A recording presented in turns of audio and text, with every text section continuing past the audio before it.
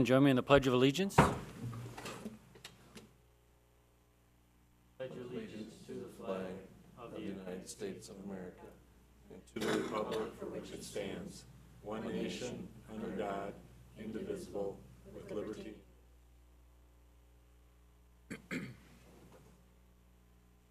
Okay. First thing in is to approve the agenda. Dave, I think you asked if we could move item number 2 towards the end. Yes, there's actually another individual that had called me probably 2 weeks ago asking to be considered for the vacant council seat. And he's had to go to, Jim Morris has to go to Michigan over the weekend. He's on his way back, but he can't make it by 7 o'clock. So we asked if we could defer that part of the agenda until possibly around 8. So I'd like to just move item number 2 down. Probably somewhere after what now is 11, 10 or 11, somewhere in there. Okay. Any other comments or regarding that? We just say till you. Sure, you can do that. Okay. Okay. So I guess I'll make a motion to approve the agenda with the stipulation that number 2 will be moved until Jim Morris can arrive, and then we can address that issue. I got a motion? Second. Second by Mark Bartuszczyk. All in favor say aye. Aye. Any opposition? Okay, the agenda is approved. Well, the first thing on the agenda, as everyone may well aware, that at the last meeting, towards the end of the meeting, Pat Scripture did put in her formal resignation to her spot on the city council. It kind of caught us all off guard. So tonight, I guess I would like to officially recognize Pat.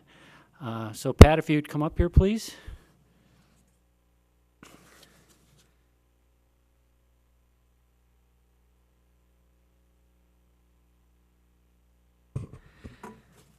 Pat, what I'm going to be giving you is a key to the city.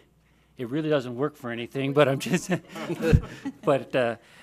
just stating and thanking you for your recognition for your 2 years of exceptional work and loyalty as a member of the city council. Now, it doesn't bring anything involved in all those years you worked as a city employee, but on behalf of the city, I want to thank you for your hard work. Your heart was really in it, your passion, and we're going to miss you. But we also want to wish you well in your next endeavor. So, Pat, congratulations.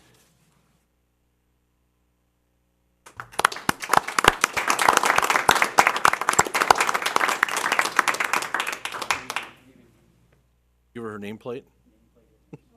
I need that. Yes. Well, I said everything at the last meeting, so, but it's been an honor.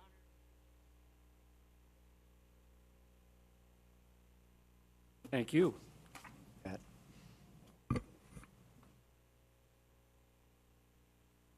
Okay, next we're moving on to number 3, which is acceptance of the 2014 audit financial. Kyle?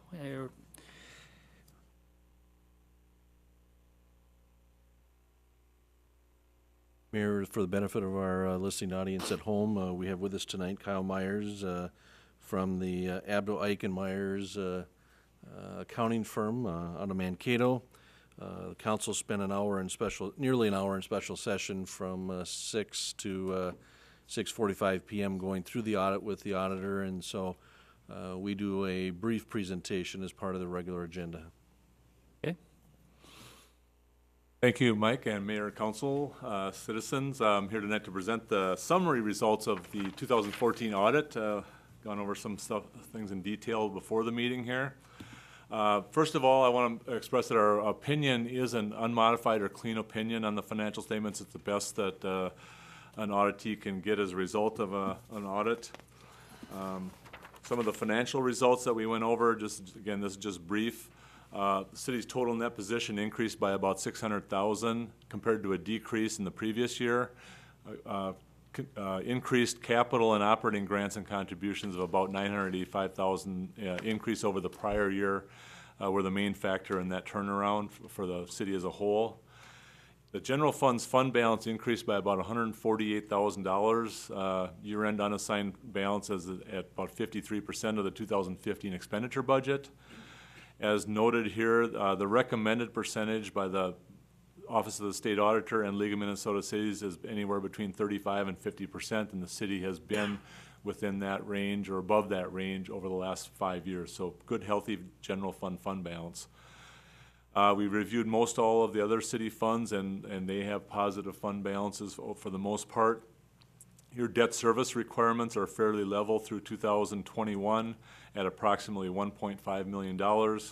So again, if you're looking at increasing your debt load at some point and trying to keep your debt load level, somewhere in the the next 4 or 5 years, you're looking at maybe an increase in your debt if you want to keep that debt load at the same $1.5 million level. Most all of your enterprise funds currently have sufficient cash flows and to fund your operating costs and debt service payments, and healthy cash reserves to pay 3 months of operating costs, which would be a pretty good cash flow balance, and 1 year of debt service payments. So overall, if you look at the city, just from their governmental funds to the enterprise funds, operating fairly well, having good, healthy cash reserves. Again, that's pretty much my summary of the financial position of the city and the results of the audit. Again, I want to thank the city for the opportunity to serve the city of New Prague, and the city staff for their continued improvement and assistance during the audit process. It's been great to work with their city staff. So, again, thanks. Okay. No, Mike did mention that we did kind of go over in a little bit more detail at 6 o'clock. The council did review the audits with the auditors, so most of our questions were answered beforehand. So I just don't want people to think that we just do a quick blessing of the audit standards. But I want to thank Kyle and his company for another good job on the audit, and Patty and Mike for the improvements we see in the audit every year. This is, I'm starting my 5th year, so my 4th time through this process, and as most people may be aware that I do this for a living, so to see the improvements in the financial statements is very positive in my role as the mayor, but also as someone who is an accountant by trade. So thank you all for a great job. So with that in mind, I guess I will make a motion to approve the 2014 financial audit report. Second. Okay, I got a second by Amy Jurek. You're the only lady on the council right now. So any other questions or comments? Patty, we're not done yet. Don't put your coat on and start running out yet. So I got a motion by myself, second by Amy Jurek. If there's no other comments, all in favor say aye. Aye. Aye. Any opposition? Okay. Thank you again, Kyle. Thanks. Okay. Ken, I think you're taking this, you're going to kind of do a little introduction before we do the public hearing? I will. I'll do a little short one here.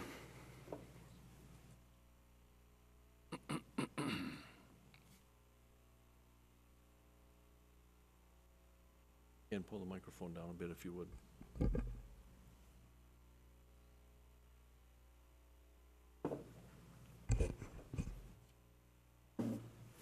All right, just to give a little background, as a city council, remember we had actually called for the public hearing for this vacation of School Street back at the April 20th council meeting. And the reason was we received a petition from St. Wenceslaus for the petition of the area I've indicated on the overhead in red there. And it basically is just just east of the alley, 10 feet east of the alley, for that remainder of School Street. which is going to be reconstructed and become part of the parking lot for the St. Wenceslaus Church and School. Council had previously issued a variance for the parking lot, and this is really the last piece of the puzzle before they can formally move forward with the reconstruction of the parking lot. We do require with these vacations that we notify affected property owners and utility companies. We did receive one, actually a couple letters from CenterPoint Energy, and I'm going to go to their slide here. They show, and if you look on the overhead, the yellow lines are abandoned gas lines, which actually ran all the way through School Street and then up what we recently discovered was private Church Avenue or Church Street, and the only active line is the area shown in pink there. So they initially objected to the vacation, talked to them, talked to City Attorney Scott Riggs, determined that they would be acceptable to a easement over the northern 10 feet of the vacated School Street. And we have modified the ordinance, which is included with your packet, and which was introduced back on the April 20th meeting, basically saying that the right-of-way will be vacated, subject to a gas line easement being retained over the north 10 feet of the vacated area. And the church had no objections to that. Obviously, the line is there to service their property, and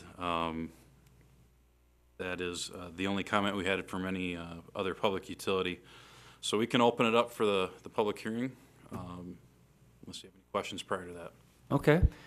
If anyone would like to make a statement in regards to this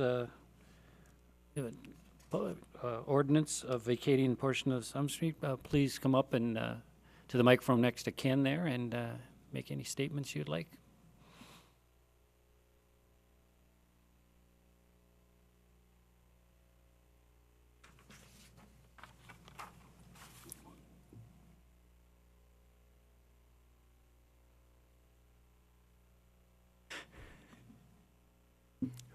Okay, I guess there is no public comment, so I guess I'll make a motion to close the public hearing. Second. Second by Mark Bartuszczyk. All in favor of closing the public hearing, say aye. Aye. Aye. Any opposition? Okay, the public hearing is closed. Does anyone have any questions for Ken in regards to this? The only question I have is, we did the first reading last meeting, correct? Was this a change in that reading? Not substantial enough to require another Okay, first reading. so that's what I was wondering, if we had to make a new, it's not, okay. Nope, You knew my question. we're in good shape, yeah. We went Okay. over that with Scott specifically. Okay. Any other questions or comments? Not, I guess I'll look for a motion to approve the ordinance vacating portion of streets, or School Street. So move. I got a motion by Dave Brusick, Second. second by Mark Bartuszczyk. Any further comments? If not, all in favor say aye. Aye. Any opposition? Okay. It's passed 4-0. Thank you, Ken. Are you doing the next one also? I'm going to be here for a little while. Glenn, you want to get him some water or something? It sounds like he's gonna, he's kind of setting himself in there for a while. All right, we have another ordinance here to consider tonight for the rezoning of some property up in Heritage Estates subdivision number 11. If you recall, this was introduced to the council on May 4th. Planning Commission had held a public hearing at their meeting on April 22nd regarding the rezoning, which is basically portions of 17 different properties in the Heritage Estates development that were zoned high-density residential, and they had been and were intended to develop for single-family lots. Nothing actually wrong with the zoning to be high-density residential and have single-family homes on them, but there is a potential that somebody could have bought a few lots, combined them up, and potentially put an apartment building up there, which this was never intended to be. The comprehensive plan amendments that we wrapped up earlier this year finally allowed the rezoning of this particular area to move forward. And as I said, we did not have any public comments at the public hearing at the Planning Commission on April 22nd. So we did introduce, or the council did introduce the ordinance on May 4th, and I'm simply looking for adoption of the rezoning ordinance at tonight's meeting for these portions of these 17 properties in Heritage Estates number 11. Yeah. So now the comprehensive plan does match with all. Will match. It will match, Yes. okay. We've got a lot of other areas to fix, but Right. this is one down. Okay. Any questions for Ken regarding this? Yeah, I have one. I assume that Witt Construction had no issues with this, and They had no They probably objection wanted- whatsoever. No, I did talk to Jason Witt prior to the public hearing.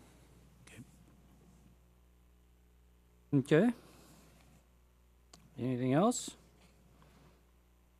I think so. Okay, if not, I guess I'll make a motion to approve the rezoning ordinance on these properties. Second. Second by Dave Brusick. Any other further comment? If not, all in favor say aye. Aye. Any opposition? Okay, passes 4-0. Here's your third shot, Ken.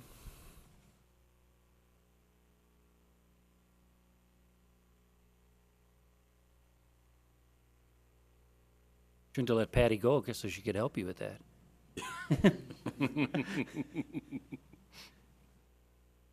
All right, got the map up on the overhead there. All right, as the city council's aware, and I'd given a brief update shortly after at the April 20th meeting about the city's purchase of the industrial park, future industrial park land just north of 6th Street, what you see on the overhead there. Purchased that property back on April 14th. It's a 23.52 acre parcel. This was purchased from Randy Kuwish, and as I noted, for the purpose of it developing into the future phase of the city's industrial park. As I indicated back on that April 20th meeting, we had scheduled to appear at the Helena Township Board meeting on May 7th, and Mike Johnson and I did meet with them at their board meeting that night. And what we were looking for is consideration of, and you can see it attached in your packet, is a joint resolution for orderly annexation of this property. And to get a little further background, the city has a joint orderly annexation agreement with Helena Township. It designates a certain area around the city that as long as we jointly have a resolution executed by the Township Board and the Council, that we can annex property into the city, which is actually a nice situation versus what we have with Lanesburg Township on the south side, where we have to annex by ordinance, which is kind of a more lengthy process and has to go through the ordinance adoption process. So anyway, we did meet with them at that meeting, and they did unanimously approve and executed the joint resolution that night. You can see their signatures on the agreement or the resolution in your packet. So what we are looking for to get this filed at the state is your concurrence and approval of the resolution. And once it is executed, I will file it with the Municipal Boundary Adjustments Office. We have a $47.04 filing fee, and it should be completed in no more than 1 month. Basically, the administrative law judge needs to review and sign off on it, and shouldn't have any issues since we were in joint agreement on the annexation. So. Okay. Any questions or comments? I'll put up a map real quickly for the people watching on TV. The concept sketch of the industrial park is shown there. Approximately 9 lots is what we'll get out of the property. And we'll be working on the platting through the summer. Okay. Any questions? Okay, if not, I guess I'm going to make a motion to approve the joint resolution with Helena Township, and Second. I got a second by Amy Jurek. We're going to do this by roll call. So, Councilperson Jurek, Aye. Councilperson Brusick, Aye. Councilperson Bartuszczyk, Aye. Mayor Nicolai, aye. And then we got a vacant, so passes 4-0 unanimously. Thank you. We have in the audience Deanne Crowett from the clerk from the township board, and we appreciate all her assistance in the process. Yes. It's nice to have a nice relationship with you guys. Appreciate it.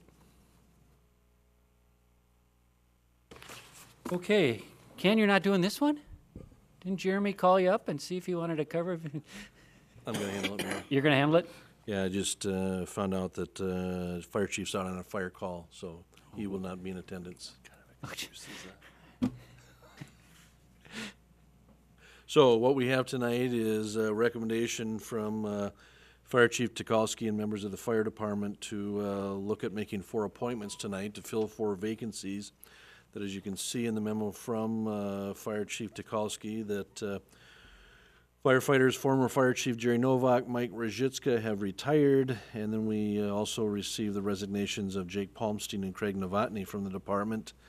They interviewed 15 applicants and are recommending the 4 individuals to include Eric Hoffman, Christopher Schneibel, Brian C. Tupy, and Brian M. Tupy. Couldn't find 2 other Brian Tupis in town? I asked them the same question. I said, you know how difficult this is going to be, and it was trying to schedule some of the things we had to do that somewhat complicated, but they've passed their background tests, the driving and criminal background checks, employment physicals, and drug and alcohol tests, so they are recommending these 4 individuals be added to the fire department effective tomorrow, May 19th. Okay. Any questions? No, I was going to make a snide remark, but since Jeremy's not here, I'm not going to say anything. Save it for next time you see him. Yeah, I will. Mm-hmm. Okay. Okay, if no other comment, I guess I'll make a motion to approve the the 4 appointed new firemen. I'll second it. Second by Dave Brusick. There's other further comment? If not, all in favor say aye. Aye. Aye. Any opposition? Okay, we have 4 new firemen. We are very fortunate that we have people who are willing to take on this role, because it is quite a time commitment nowadays with all the training they have to go through. So I'm sure now that these new firemen will be sworn in at the next meeting or so, that they will be giving nicknames to the 2 Bryans so that they can definitely have them fared out between them. So We talked about the 2P1 and 2P2, but it sounds like we also have another 2P on, so there's maybe 2P1, 2, and 3. oh I yeah, don't know. isn't Paul Tupi on there too? Yeah, it'd be. No, yeah, that's not a good thing. So okay, next we have the baseball committee here. Ken, can you pull up their page, if you wouldn't mind? We have with us tonight Brian Jurdy, the engineer from INS, who's been of great assistance to the committee. And if I don't make any mistakes, we have with us tonight Jerry Plombeck, Nick Schenecker, right, and Mike Stika. Jerry Plombeck, Mike Stika, and Nick Schenecker. 3 of the members of the committee, as well as council member Brusick, Glenn Stika, and myself, so we do have some representation. But we've asked Brian to come in and go through kind of an overview of the proposed improvements for Phase 1 here in 2015. And we've got a couple of different overhead maps that we'll walk you through, and what's included, and the schedule for bidding, and what have you. And then we'll allow them, Mike Stika can say a few words on behalf of the committee as well. So, Brian, if you and or Mike want to come up to the front counter here. And Thanks, Mike. Mayor and Council, thanks for having us tonight. So since we were last here kind of discussing what all was involved in the projects and the planning process, we've proceeded down to kind of the detailed planning of the improvements for 2015. Kind of just generalizing those improvements for this year include the concession stand and restroom building, the construction of the plaza area, which is mainly a paved area in and around the restroom and concession building, enclosing the backside and sides of the grandstand, new batting cages, And then just some miscellaneous site improvements to clean up the area in and around the bleachers as well as the new concession building. You know, one of those things, again, as we've kind of gone through the process, right on the northwest corner of the baseball site is transformer and some electrical control panels. We'll be screening those and incorporating a dumpster enclosure into that area as well to kind of clean it up and make it consistent with other properties within the city that are required to screen the dumpsters, keeping it away from the fans and just in cleaning up the area in general. Let's see. So what we've got up here on the screen is kind of the final overall layout of what the facility will look like after the 3 years worth of improvements are complete. And again, all this will include the new bullpens, a check deck, the new fencing, and new backstop, which will create a larger area for spectators between the field and the bleachers. New press box above the home dugout. In this right field side, we've got the new batting cages going adjacent to the golf cart storage shed. And then on the back side of that is where the bullpens will be. If we go to the next slide, oops.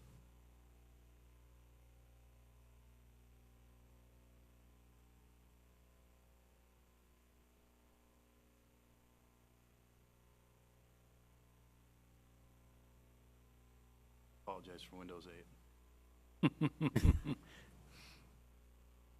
Oh, yeah. And come save the day. Use the old Windows 8 excuse again.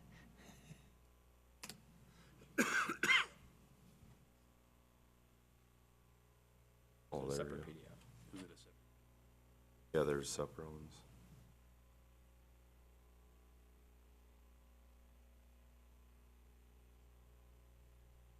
Okay, there we go.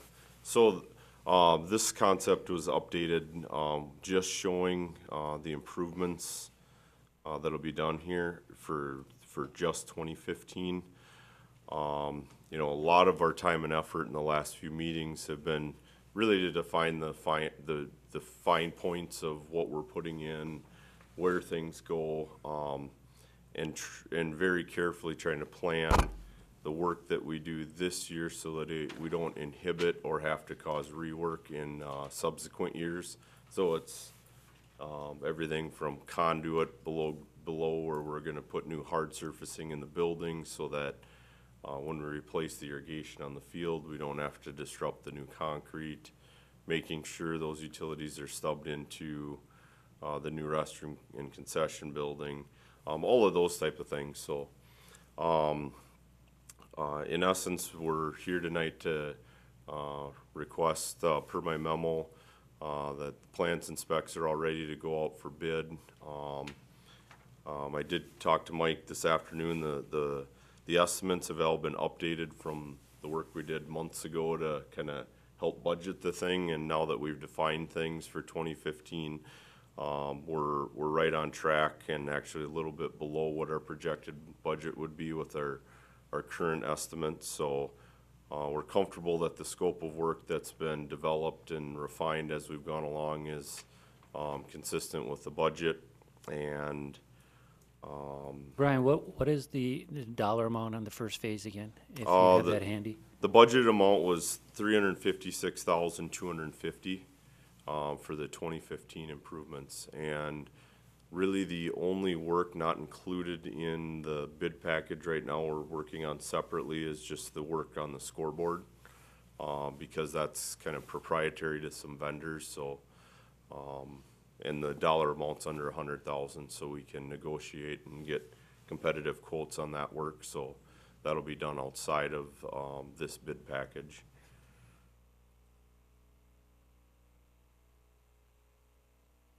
Well, we've also got one more slide on, shows the building per se with the concession stand and the restroom.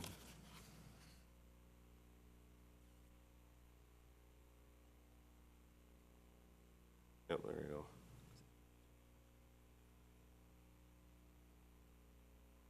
So we've got, here's just, the first drawing is showing, what the floor plan of the building, ended up as. So we've got, our concessions area, a back storage room with 3 compartment sink, which is required by the Department of Health. An area for a future cooler. We've got a couple, some lights and, the cooler identified as, add alternate things for the bid that depending on if the bids come in favorably, we'd have the ability to add some of these amenities in, should the budget support it. And then the other side of the building itself, we've got, the men's and women's restroom, along with a utility room and ticket booth. So,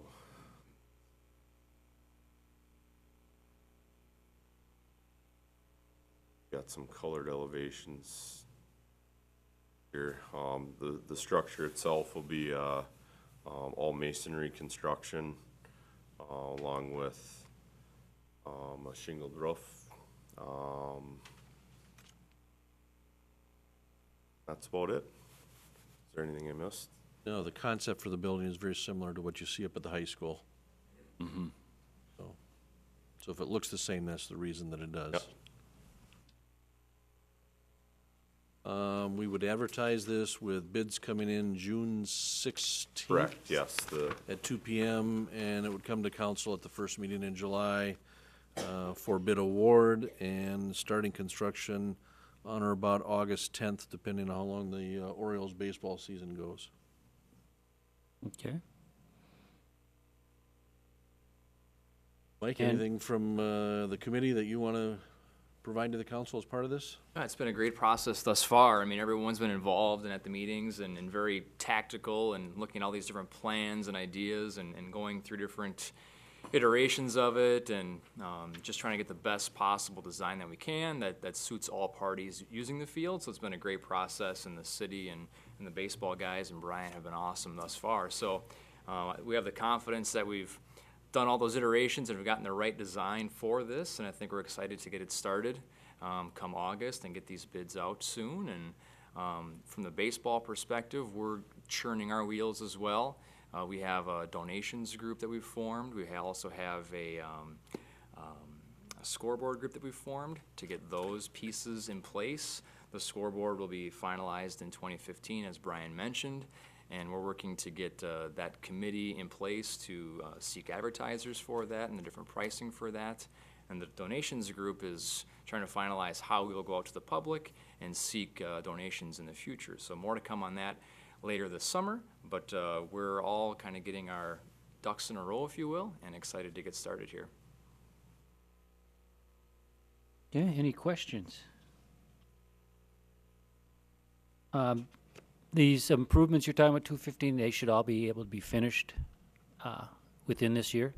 Correct. The anticipated construction schedule is, it's again, starting April 10th, or 17th, or August 10th, at the earliest, otherwise a hard start date of August 17th, with completion scheduled mid-November, for substantial completion, and then allowing a few, till about mid-April in the spring, just for cleanup, and getting it ready for the 2016 baseball season. Okay. Any questions? Comments?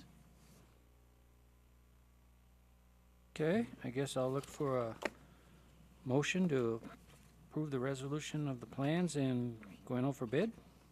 So move. Second. We got a motion by Dave Bruzak, second by Mark Bartuszczyk. Any other comments? If not, all in favor say aye. Aye. Any opposition? Okay, passes 4-0. Thank you, guys. Looking forward to it. Thank you.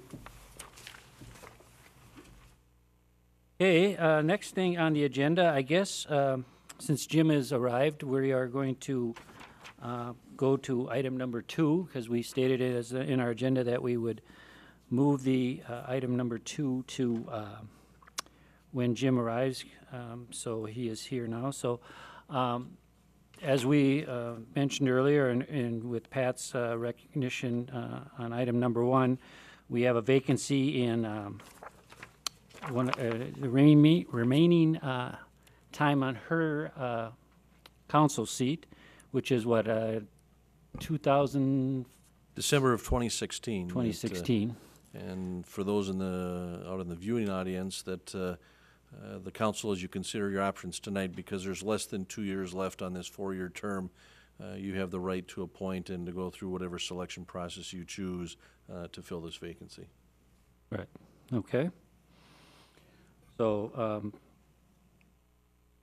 I know, go ahead. Yeah, I had gotten a call from Jim Morris about 2 weeks ago now, I think. And Jim expressed interest also. There's 2 individuals that have expressed interest, Sean Ryan and Jim Morris, filling the vacancy of Pat Scripture. I talked to Jim a couple of times via phone, and he had some difficulty getting here earlier, as he was out in Michigan. Close. Door County, yeah, that's right. So he was able to make it now. One of the questions I asked of Jim that I know has concerned us is about snowbirds, because I thought, well, Jim probably goes out of the state for a while during winter, and he assured me that no, that's not the situation. He stays here, and he is going to make himself available if he's selected for all the meetings and any committee that he might be appointed to. But I would like to ask Jim if he would, I know Jim fairly well. I don't know all the activities he's been in this community, but if he wouldn't mind, I'd like him to maybe come up to the podium and just kind of explain everything that he's been involved in with the community.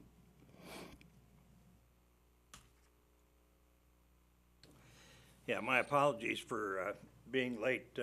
I was in Milwaukee, and we ran into a couple of first-class road construction projects. And for those of you who are interested in road construction, you ought to go down to the border and look at that La Crosse bridge that they're putting in there. It's fantastic. Yeah, I expressed my interest in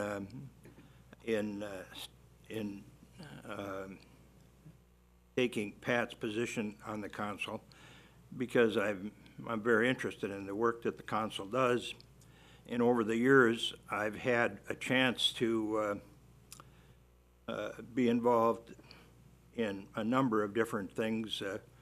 I was the economic development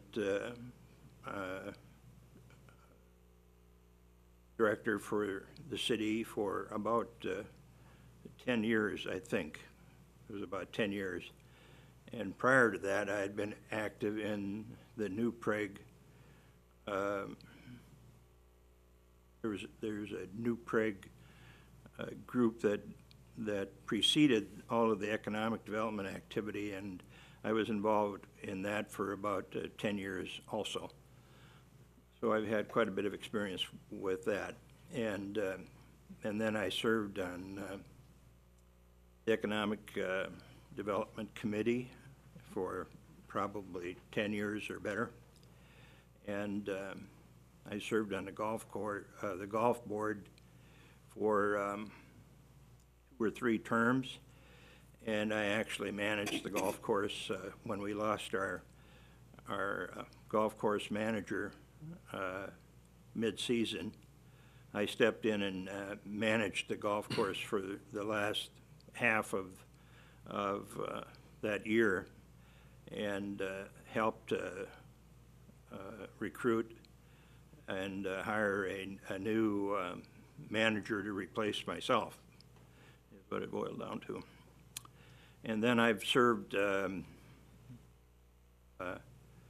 full terms that I was elected to on the school board, and I served 2 partial terms where people were moving out of the district or wanted to resign for one reason or another. And so I served 2 full terms and 2 partial terms that were like 1.5 years or 2 each. And I think those are probably the key activities that I've been involved with that relate to the city. Okay. Any questions for Jim at all? I have one. I think I asked you already, but are you at all interested in filing for the council position after this interim term? No, that wasn't my intent. When I called about Pat's position, it was strictly to fill her position until the council could go through the normal election process and get a person in here duly elected by the people, and it wasn't my intent to run. Okay. Any other questions or anything for Jim? Okay. Thank you, Jim. I'm going to actually call Sean Ryan up to the microphone and kind of give his little resume in his... Thank you, Mayor, Council. Excuse my voice, I've been fighting a little spring cold here. Well, to Jim's point, he has a lot of service for the community of New Prague. I appreciate that, and that's a very valuable asset. I believe that I have almost as much. I did run in the last election, lost a very tight race by 90 votes and 200 votes out of 2,800 cast. I've only been off the council about 4 months. I'm up to speed on all the major issues. The budget you're working on right now, I was part of, so I'm familiar with all the expenditures and whatnot of the various departments. The ball field, I was active in that. I was on the EDA board as the council rep and the golf board. So those 2 major entities of city government, I'm up to speed on that. So when Pat, to be honest, it did surprise me that Pat resigned. I know that she valued that job and really liked it and worked hard at it. But considering that I was going to run again in 2016 because it was so tight, I think there was a few issues that maybe cost me the election this year, and the fact that there was low voter turnout. My base is probably the 50 and under group, and with a lack of any real competition for the governorship and the Senate seat, which were pretty much assured to Mark Dayton and to Al Franken, I think a lot of people, there wasn't quite the turnout that there was. So I think that hurt me a little bit in that under 50 group, but I did receive almost 1,250 votes, 31% I think to Dave's 33 and to Amy's 35%, so I had a third of the town behind me. I also think there was something to be said, I'm not the only one, but something to be said about being third on the ballot too, which is a random, when you sign up, just the state kind of randomly puts you on the ballot, but I think a lot of people vote for the first 2 people when there isn't a contention or a major issue with the council, and I don't think there was those last 4 years that I was on. We seemed to be doing everything right, and the city was doing very well. So there is a precedent that's set. When Councilmember Fleachek left a few years ago, there was, I believe, Ken Betterton at that time was appointed, and then when he resigned, I think they took the last council person that was on, and that was Jim Credeville. Is that correct? So the fact that a position opens up, and I did run, it's only been 4 months. I'm up to speed on pretty much every major issue that has come before you in these last 4 months. I think I'd be a good candidate to fill that spot. Okay. Any questions for Sean? Sean, you are running again in 2016, I I planned assume, on right? it, yeah. Okay. Okay, thank you. Relative to what Sean said, he's right. When Ken Betterton resigned, I was called by Bing Bender, mayor at the time, to ask if I wanted to serve it. And I said, yeah, I wouldn't mind serving it, but I have to tell you, Bink, I am planning on running in the general election when Ken's term is up, which I did. Because of that, Bink says, then I am not going to put your name before the council. I said, why? Because that might give you preferential votes over someone else. So he chose Jim, who was not going to run in the following subsequent election. So whether it makes it any difference or not, I don't know. But that's kind of why I asked Jim if he was planning on running in 2016, and he said no. Okay. Mayor, if I could add for the benefit of the council, there are no requirements that you follow as far as the process or the procedure, whether you pick from either one of the two individuals, whether you put it out to accept applications and interview. You have complete discretion on how you go about filling this vacancy. You can choose to do it by appointment tonight in the resolution and appoint somebody at the next meeting. You can appoint somebody tonight if you can reach agreement to do that, to put that in the resolution, and that individual could be sworn in. You have complete discretion how you go about that process. If there ultimately ends up, I think one of the pieces that I noted in my memorandum, just so you have as background, is if for any reason it ends up in a 2-2 tie, then Mayor Nicolai, under both the statute and the city charter, has the right to make the selection. So with that, that's within your hands then to make a decision as to how you proceed. You will have to make a determination in the resolution. We've got it set up in an either-or situation, so you just need to make that determination in the last, be it further resolved that either you're going to fill the appointment by appointment of a, you will fill by appointment a successor, and then you name that person at the next meeting, or you choose the language that appoints blank to the position tonight if you choose to take action yet tonight. So, Okay. all within your discretion. Okay. Well, I guess I'm going to look for opinions from each one of us. Amy? Well, I'm glad that we have two people willing to step up to fill in the position. I know I agree with both of them. Sean has the experience, he knows the issues. I like it that Jim was willing to step up and just fill in without preparing to run for election again, because I do feel that would be an unfair advantage. But I also am thinking, to be fair to the citizens, a lot of them maybe don't just have heard about this process. I think we should advertise, and that would maybe, when I was looking at the 2 weeks notice, we possibly could have a position filled then, just to see if there's anyone else by June 15th. That would be what I would feel would be fair to, if there's anyone else out there that we need to consider, and then make our decision. Okay. Mark? I'm also glad that we have two people willing to fill the position who are both very qualified.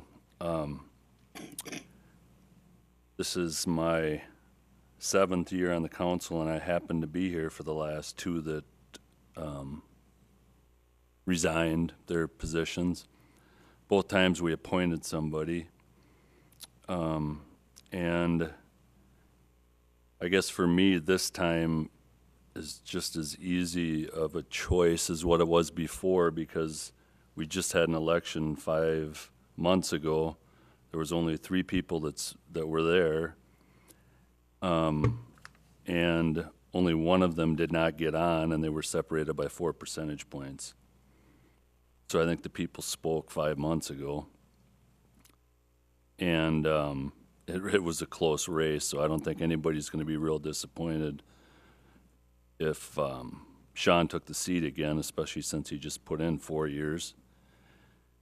And ironically, I believe when Kristen and I got on, and then we appointed Ken to fill, was it Jennifer Fleechek? Was that her name? Her spot?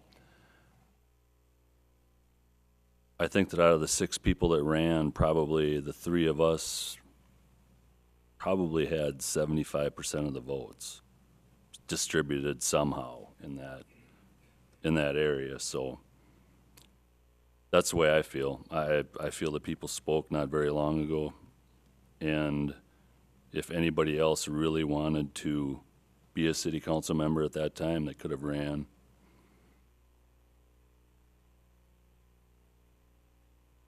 Okay, David? I'm glad we have 2, and I think they're both highly qualified. I guess I'm taking kind of a viewpoint that apparently Bink Bender did, and I think that I'm pretty sure Sean will win the next time he runs, and I think it gives us an opportunity at this point to get somebody on the council that probably has a little different slant to things going on in the city than some of us do. And so I don't know if we need to advertise for more people. I think that if we were going to get people that were interested, they would have contacted one of us or Mike and thrown their hat in it.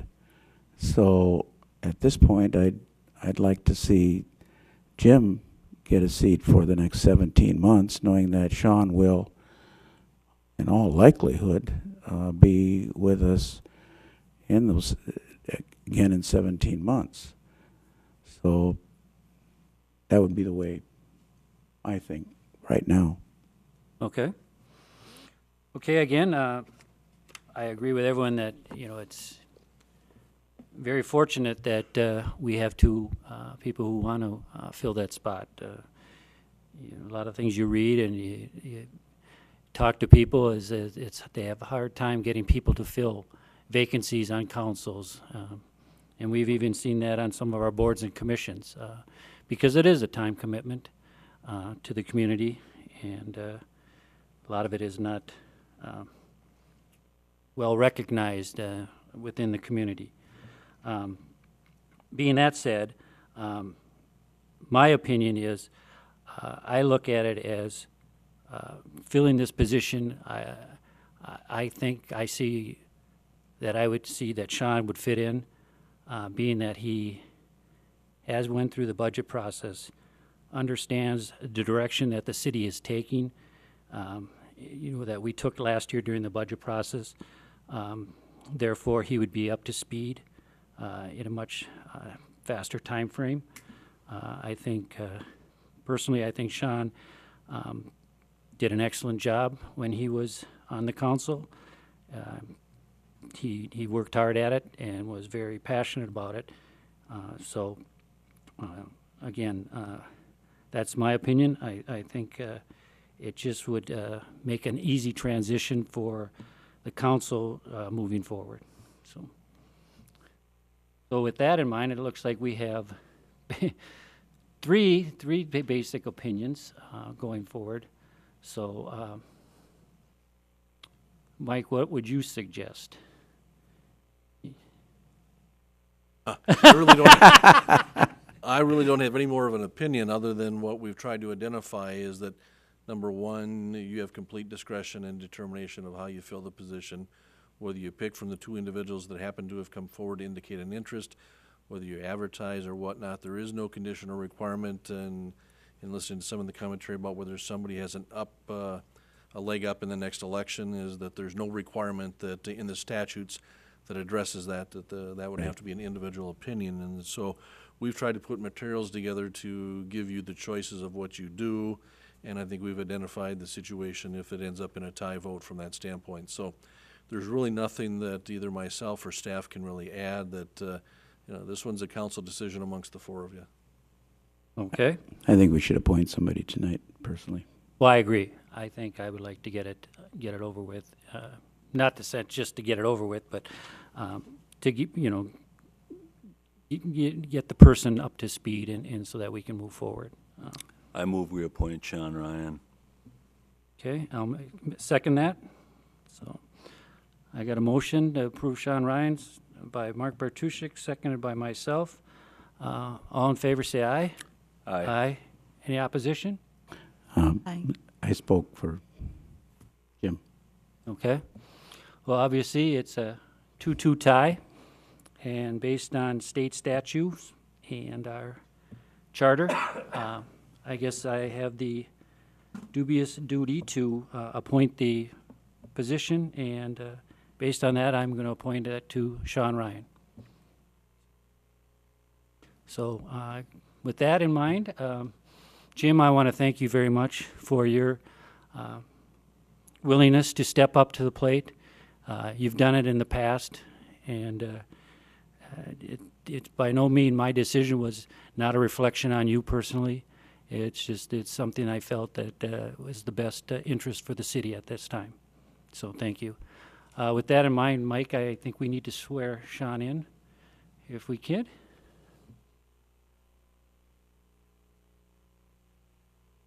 Sean, did we come up, please? They want to do it in front of the TV there so that TV cameras will be right on you. That way Sean can finally be on TV. No. Where's the camera? Well, that's what she was. Facing this way, please. She said, "This is the direction." That's the back, camera. back by the screen there. Yeah. There you go.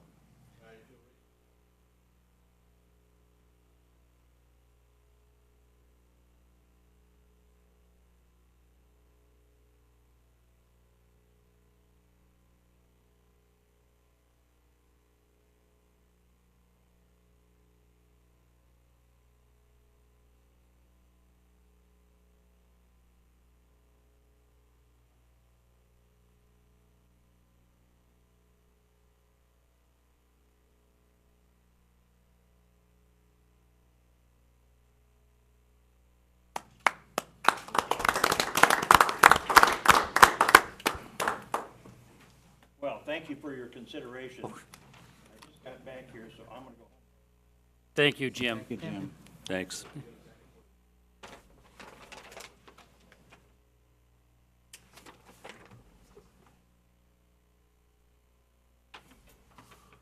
We'll wait for Councilperson Sean Ryan to take his spot. Safe to have him sit next to me. Yes, and there's your new spot. Congratulations. Okay.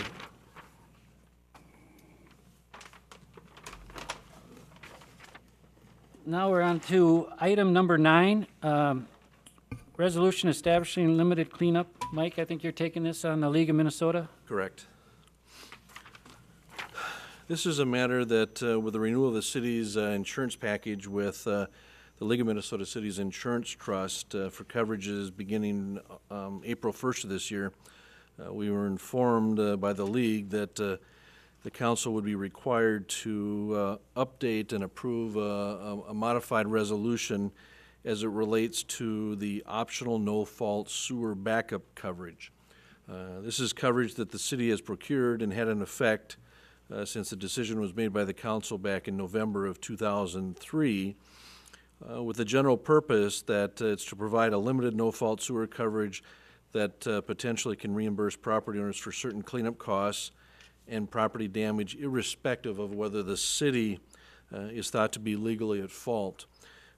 For insurance renewals after November 15th of 2009, coverage was also expanded to include no-fault water main break coverage as well, with no additional premium. So they added that back in 2009, and there was no cost for that additional premium. I tried to get Bruce to pick up part of the cost here, but he wouldn't do that at this point. But Thanks, Bruce. in order for the city to continue to buy this additional endorsement for this coverage, we're required to approve a new resolution because the league has modified the scope of coverage and what is actually covered. And I've included in your packet the information which shows a copy of the current coverage endorsement subject to the changes outlined in the new resolution. That's in the league memo dated November 13th from this past fall. I also included a copy of the previous insurance delineation that was in our current insurance package that just renewed. Estimated annual cost for this type of coverage is $3,494 annually, and it's based on about $1.30 per sewer connection is how they arrive at that premium cost. Again, there's no additional billing for the water main coverage. Historical total incurred losses after deductibles amounted to just under $12,000 based on 3 claims that were incurred back in October of 2005. So there hasn't been significant claims under this policy. And so basically what the league is saying is that if we want to continue to provide this coverage, you have to update the new resolution that has a little tighter breakdown of what the eligibility is in order for the coverage to be applicable. Reviewed this with Chuck Tupy, and as we take a look at it, is that you know, it's a nominal cost to have the endorsement. However, they are making it a little bit more restrictive going forward, and so we either have to choose to include it or to not include it going forward. I wonder, Mike, if we've had only $11,720 apparently in claims, does it really pay us to have this kind of coverage? Well, the challenge is that you know, just because you buy insurance doesn't mean you have to use it, right. And it's there, and it's a no-fault type of insurance. And if you happen to peruse the materials that was included, you can see the conditions that have to be met in order for the league to actually pay an insurance claim. And when you look at the enclosed resolution that I've included in your packet, because of the fact that they put this into play a number of years ago and there's been minimal claims up until this last year, that all of the major rains this last year, and I believe, what was it, May or June of this last year, I was gone, and but I believe that was about June, they paid out fairly significantly under this provision. And so they had 2 choices. Either they had to increase the premium costs for people to continue to procure it, or they had to tighten up the conditions of how or when the insurance will actually pay out. And at this point, they've chosen to tighten up the eligibility for that. Probably most significant is under the first part of the resolution on page 1 under sanitary sewer backups. Number 1 is it must have resulted from a condition in the government unit sanitary sewer lines and not from a condition in a private line. So if somebody had some blockage in their service line from the house to the main, tree roots, whatever that might be, that's not a coverable item. The backup must not have been caused by any catastrophic weather or other event which has been declared by the president to be a major disaster pursuant to federal law or the law commonly known as the Stafford Act. So in taking a look at it, they got a little bit more restrictive there, that it can't be caused by an interruption in the electric power to our sewer system or to any lift station which continues for more than 72 hours. Again, a little bit more restrictive. Bigger piece had to do with the backup may not have been caused by an amount of precipitation equivalent to a rainfall from anywhere from 2 to 5.5 inches within the hour time limits that are there. So again, those were changes that were made to kind of curtail the eligibility for claiming that. So to try to tell you exactly what has to occur, I can only tell you that, you know, if it's a claim that doesn't comply with any of those things, then it would be eligible. It's up to, I believe it's $10,000. You can buy higher limits at either 25 or 40, but in looking at the history and the payout and the usage, it didn't seem appropriate to recommend to you to increase it to higher levels. And so all I can do is to tell you that for the price of just under $3,500, it's a relatively minimal cost for us to have the endorsement. Should somebody not, or should they encounter a situation where it would be applicable? I guess the other one that I didn't mention that really is key is that if they have their own insurance, that's the primary coverage and not the city's. So it's not made to take the place of an individual's own property owners in insurance or other property insurance under the program. So Yeah. So did we have any claims last year with all the rain? no, we did not. Okay, I didn't think so because it was only in 2005. When I checked the claims history, as I indicated in my opening comments, the only time that we've had an occurrence that got paid out under this coverage since the council chose back in 2003 to do this was one event that 3 individuals filed claims on in October of 2005. So that's been the only time that we've had any. that come into play. I think, Dave, one thing it does do for us also, and Glenn and I were talking a little bit about it, is it kind of alleviates the pressure on staff to have to make decisions on whether or not the city is liable. We're able to turn that over to the insurance companies, and they mitigate it between themselves, the homeowner's insurance and their insurance, or the league's insurance. And so it somewhat helps take the pressure off the city for having to make those decisions, and it's worked out pretty well in the past. And the other piece, I don't know if you recall a situation a couple years ago with a major water main break in downtown Minneapolis.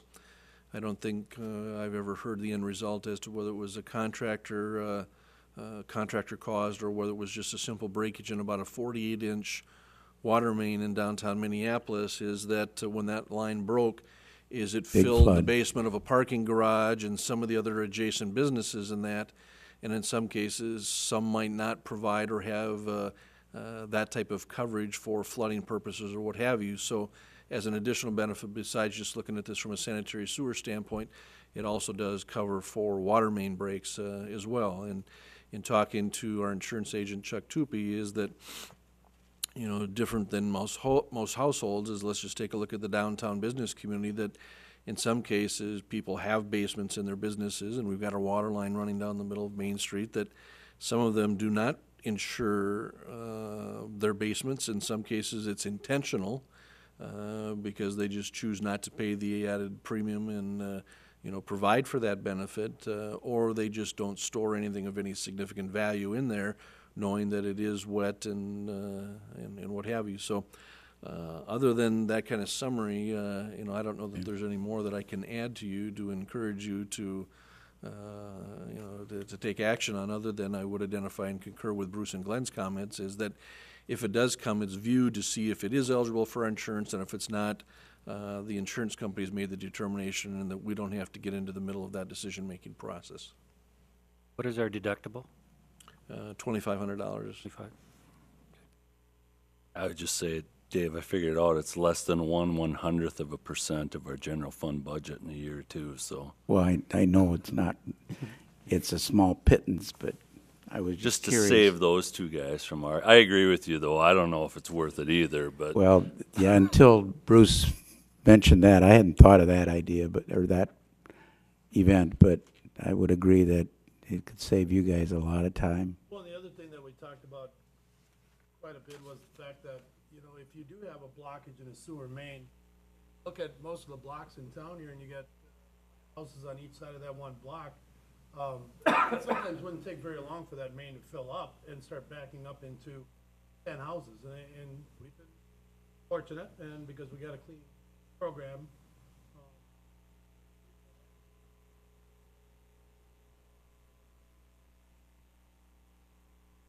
Okay.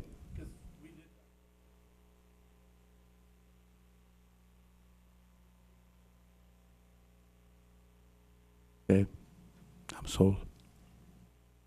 But that's the concept of insurance, to protect you from the big catastrophic,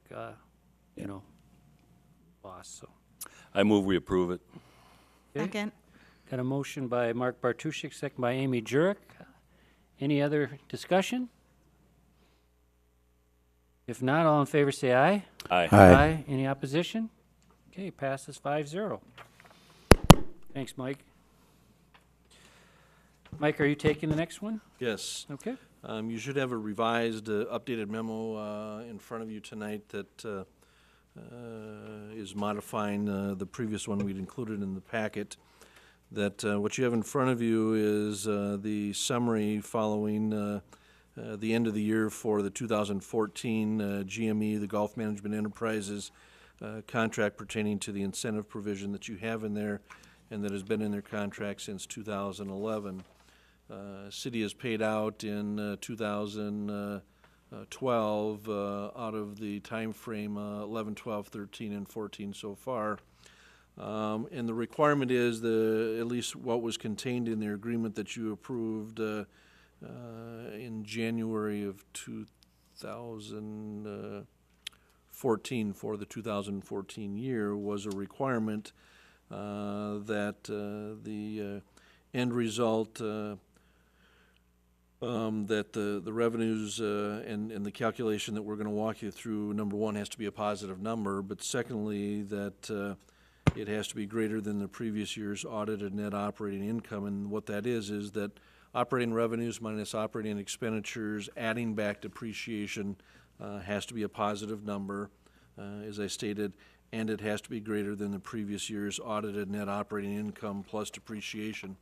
If you look in the back of the memo and using the new one that we provided tonight, is to take a look at, and the reason for the change is that it was brought to our attention earlier that there was a slight difference between what I had provided and what was in the audit, and in checking with Finance Director Solheid, there had been a slight disagreement between her and the auditor over how to calculate a PERA refund and whether that should reduce the PERA expenditures or whether it's considered non-operating income and is considered below the line of operating revenues minus expenditures. And it was a small dollar amount amounting to all of 1,100 and, let's see, was it 93. and let me see if I can. 1,194 is what's in the 14 audit. And so that by the inclusion of whether that was considered part of the operating revenue or whether it is down under the other non-operating revenue had a slight bearing on the differential of what the expenditures were in the first calculations that were initially developed. So we went back and modified that based on discussions with the auditor. And so you've got operating revenues of $679,000, which is an increase of a little over $39,000 or 6.2% from 13 to 14. Secondly, the operating revenues of $679,000 less operating expenses of $737 provides for a net operating loss of a little over $58,000. But when you add back in depreciation, which is a non-cash expense, you end up with a positive outcome of $52,759 for 2014. If we multiply that by 15%, which is the category that it falls into, they would be entitled to a payment of $7,913.85 for 2014 operations. Can you explain about the change next year to them? You mentioned to me. Well, no, that change occurred in the 2014 year so that compared is, to previously. Okay. So that already reflects that the contract for 15, 16 is the same as the 14 language. Okay. And basically, in the other one is that the difference was prior to 2014 is that the triggering event is that revenues had to be greater than the prior year, and then the same formula, operating revenues minus expenditures, adding back depreciation, also had to be positive. And in this case, it's just simply that the number from this calculation has to be a positive number. And the piece that you have is that in 2013, that number ended up being a negative number.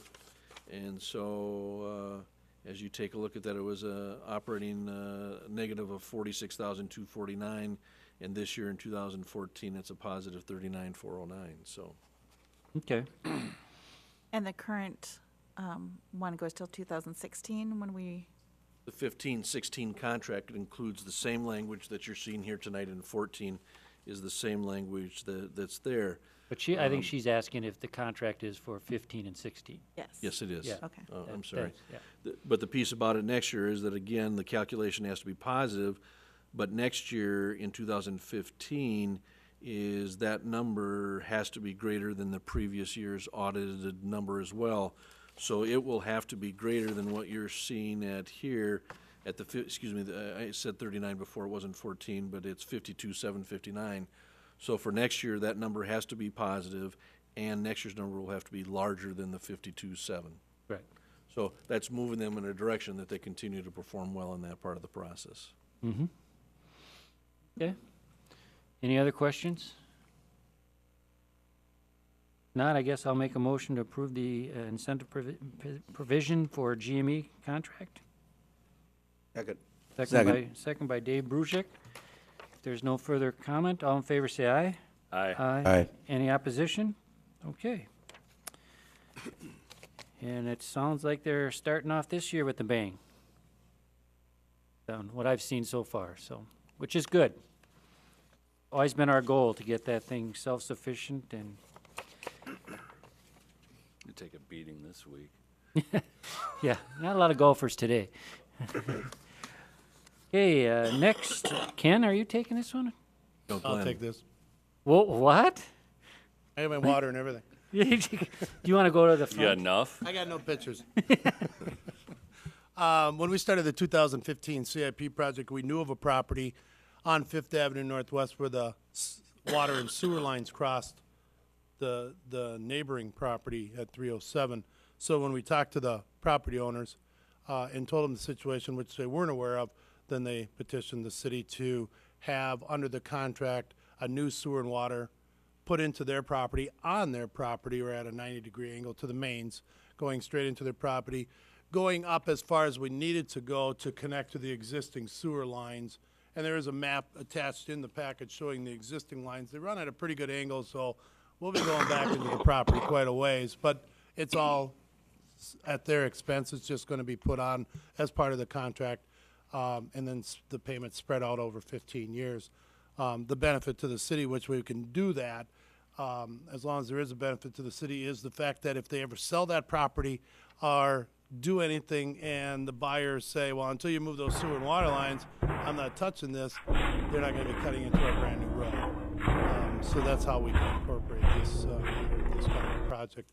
Nothing different than what we did last year with the two properties on the end of 3rd Street Northwest because of sewer lines and moving the private to different areas and things like that. So staff recommendation is that you enter an agreement with the owners at 309 Fifth Avenue Northwest to get their water and sewer put onto their property and off the neighbor's property. Will Okay. it just increase their assessment? Pardon me? Will it just increase their assessment? That's exactly right. Because in that area, we weren't replacing sewer lines, so basically they're paying for a sewer line, and a lot of the other property owners aren't. How much is that going to be, do you know? It was 1,900. Sewer and water, right? 3585 total for both Oh, services. okay, yep, there it is, okay. But all the curb and gutter's getting tore out anyway, so they just have to dig through it? Or is the curb No, not all getting the taken curb and out? gutter was. It will in this situation because of going through there. The curb would have been pulled out because of the new water service, because on that street on Fifth Avenue, we are putting in a new water main, and at that point, they are also putting in new water services into every property. So where that existing water service is, or in this case, where it's supposed to be, that curb would have got pulled out anyway. So because of the sewer line, the curb was gone anyway. Because of the water line, I'm sorry, not because of the sewer. So by adding the sewer or moving the sewer is not going to cost, that's not going to increase the cost, being a curb or sod replacement, things like that. So then, once we do that change, that just gets left there vacant? That It will be digs- capped. Just cap on at both the- ends? Yep, it will be Okay. capped. And that's one spot on the sewer main in Fifth Avenue, because of the two services being so close, and we're assuming the way they were installed, but we don't really know that. But they're not collapsed, but they're kind of oblong where we can't even get a camera through. So it was going to be a repair in that spot anyway. Well, then we'll be able to get rid of the second sewer Y, So that'll be eliminated in that spot. Put in a new one like we planned on doing for 307, and just putting in a new one in front of 309 where it's supposed to be. And then the sewer line, like I said, in the properties will be capped where it's connected to the new one. The old one will be capped so that it can't fill with dirt or take infiltration or anything else, so. Okay. Any other questions? Any idea why it was ever done like that? Our only assumption is because both those buildings were put up about the same time. Oh. And no, we don't. We looked long and hard for any kind of documentation. We really couldn't find anything. Anything we're saying at this point is just an assumption. I think it's pretty safe, but we got no concrete evidence why. Okay. We've seen it before, and we try to correct them when we go through and do these projects, is make the property owner aware of it. A lot of them don't even know that. Generally, They never had any repairs. They'd have no reason to know. Exactly right. Exactly right. Why would you know? Why would you really care? If it's working, Right. that's all that's important. it generally wouldn't be allowed now to be done that way in the first place, and so we're not certain whether that was necessarily originally approved or not, or how it got done. And the problem is that we don't know and can't absolutely say, but it's always safer to have individual water and sewer lines to respective properties on somebody's property, so that you don't end up getting into a situation that you have fingers pointing and trying to determine who's at fault or responsible if there's a problem that needs to be repaired. Yeah. So it's just a safe cleanup as long as we're in the neighborhood with a project for the summer. No, I think it's good being good stewards. So move. Got a motion by Mark Bartuszczyk to approve the engineer recommendation to enter in this agreement. Second. Second by Amy Jurek. Any further discussion? All in favor say aye. Aye. Aye. Any opposition? Okay, passes 5-0. Thank you. Thank you.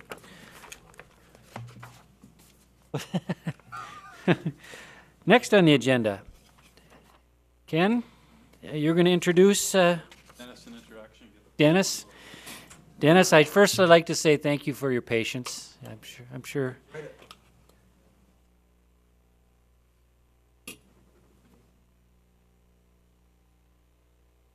Kind of the process. Historical Society recently received a draft of the city council that was in place. Two of the members of the city council were projects. If you can step to the podium, then we can pick it up for the viewers at home. You want to hear me? Yes. Yes. You're not going to take us through this whole 222 pages? As I said, or was trying to communicate, is that the recent photograph that was donated to the Historical Society had this was a great photograph of the City Council in I think it was 1901, 1903, somewhere in that time frame, and two of the members were Brujiks. So it's nice to see the tradition continued in the sense that this community has had a long tradition of public service. It wouldn't be where we are today without that. And that commitment to offering time and talent to the city and taking time to believe in its mission, as well as its history, has been a hallmark of New Prague and its reputation in southern Minnesota as well as the state of Minnesota. So I thank you for inviting me this evening. I don't know if it was an invitation or a requirement, but I wanted to be here and formally present to the city of New Prague the survey which I completed. I suppose you were wondering when I get it done, but I did get it done with the help of Ken, who gave me the time frame. So as when I was a teacher, you have to meet the commitment, which I hopefully did in the process that benefits the city as well as the state of Minnesota, which gave the grant to the city as part of the Legacy and Arts grant that was passed by the state legislature. So I think Ken has put together, God bless him, a PowerPoint. Is that the correct term? When I started teaching in New Prague 50 years ago, we did not have computers. We didn't have abacuses, but we did not have computers or copy machines. We did everything by rote, and so the technology is, when I retired in 1999, it's all passed into a new phase. And as I told my students, all we had was on and off buttons, and So I appreciate. Some of us remember those days, Some of you Dennis. remember that? Well, Ken has been an invaluable asset to this project, and you're very fortunate to have him as part of the city of New Prague. And he's been very stable. He hasn't harassed me, and he's been always there to give me and communicate in a timely manner my responsibilities to meet in this process. So, should we get started? So, in front of you, you have a copy of the survey. I had 6 printed. One is in the hands of the high school, one at the library, two at the Historical Society, one with the city, and one with myself. And those were published by Sewell Printing. And I only felt it very fitting to have them printed because they have been recording the history of New Prague since 1889 for 125 years. And they have been an invaluable tool in this community. And they had enabled me to complete this survey, and especially in the history portion of it. But in any event, I was given the boundaries of this downtown district by Ken, and the state did not want it designated as the historic district, although it is. They wanted me to identify it as the downtown district. So that's what I focused on. So in the process, I did 89 buildings. I went off Main Street and did the cemetery chapel of St. Wenceslaus Parish because it hadn't been done before in the process of National Register recognition. I recognized 5 structures in the city of New Prague to be placed on the National Register. That's a process that is not conducted by me, but only by recommendation based on what I have observed and my ability to identify structures that have retained their architectural integrity and are in good condition. We do have a situation in New Prague where we have many more historic buildings. However, they do not have their architectural integrity intact, and their condition is questionable. So, to things that do you have the? You want to go to a? Yeah, I want to tell you what I did. So, identifying each building, I had to identify the present owner, the historic owner of the building, or the business that was conducted there. In the process, I had to comment on its architectural integrity, meaning is it as close to what it looked as when it was constructed, and then its condition. Well, the condition is pretty questionable because part of the project was not to go into the bowels of the building, but to basically look at its exterior and give the first impression. I also had to identify the PIN number, and what did I miss on that first? I shouldn't miss any because I've done it, I guess everything. So identifying the owner was one interesting process, and it taught me a lot about history because when I began this project, some of the buildings and the owners of the buildings have changed. Well, Caroline Amplatz, she's deserted the hotel project, and some of the businesses now are vacant. They're up for rent, and some of the businesses are up for sale. So that's history in the process of history, that is. After I did the initial comments in the survey, then I went to and tried to research the history, which in the survey there are resources that I used. And again, I want to mention the New Prague Times and the publications from the earliest times that recorded the history. So as a historian, you use the information. There's no new information. You just have to rediscover it. I also relied on oral history.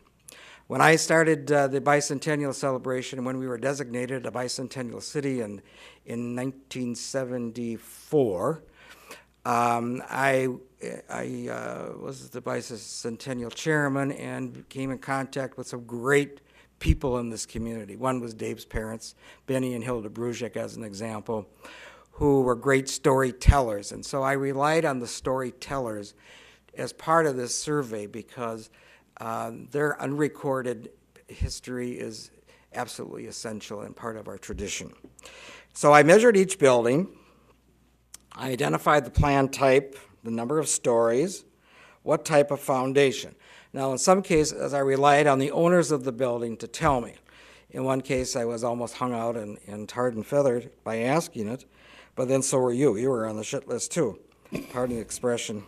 After I identified the roof type and the materials, I had to proceed to identify whether it was a chimney and then discuss the openings, which were the door openings and the window openings, and then identify the style of the opening. So whether it was a segmented arch window or a flat top arch window, I had identified the lintel, whether it was stone or that it was metal. And so visually I could do that, but to go into the foundation, I did not go into, I just relied, most of these business owners know what's going underneath the building. And they've been down there reluctantly, and they don't often visit it, but I was able, just by determining the age of the building, to identify the foundation type. Notable exterior features. Well, the notable exterior features in some cases have been altered. You have an ordinance that has been established by the city to kind of to address that, and in some cases we were fortunate to have some that have not been changed. The orientation was whether it was north, south, east, or west, additions and alterations. Well, that's very interesting because when you get down to the Mosaic Alley building owned by Kubish Furniture, or the Kubish Realty, that is, which was the old Emil Dvorak chicken processing operation, it's just, it's a maze. And so they were very cooperative in giving me a map of it, and I didn't have to, and the measurements, so that became essentially a no-brainer. The outbuildings were the storage buildings and so on.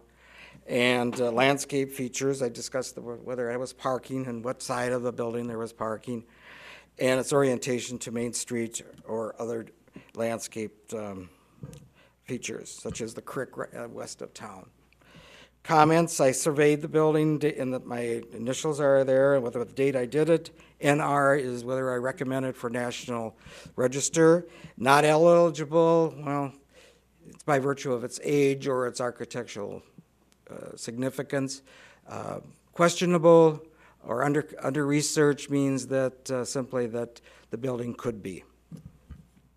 So in prefacing this, I did a kind of a historical overview of the community, and from its earliest period of time, and I was able to obtain a photograph just recently from the Sewell Wan family of the first post office, which was a log building next to the creek east of town, which I did not have at the time of the survey. So in this process, people became interested.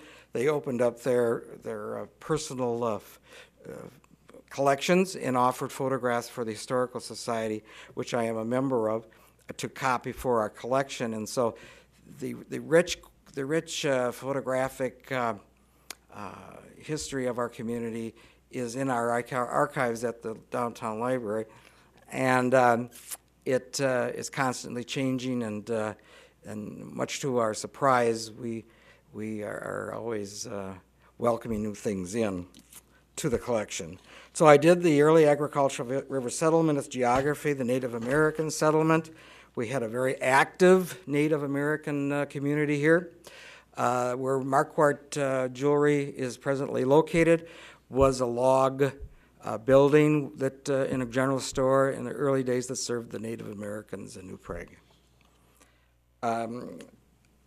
So I hope that you enjoy looking through this and sharing. The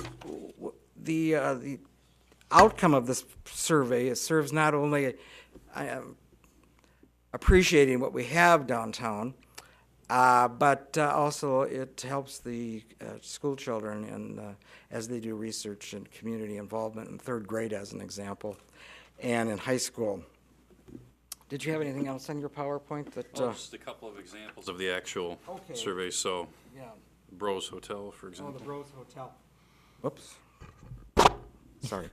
I did a history of that hotel for Caroline Amplatz before this project began. So I did that, the hotel, and I did the adjacent building, the Mock Daylight Store, which is the hotel annex, and I did the Klondike around the corner where John Schumacher transformed the old saloon and rooming house or hotel slash hotel for her as well.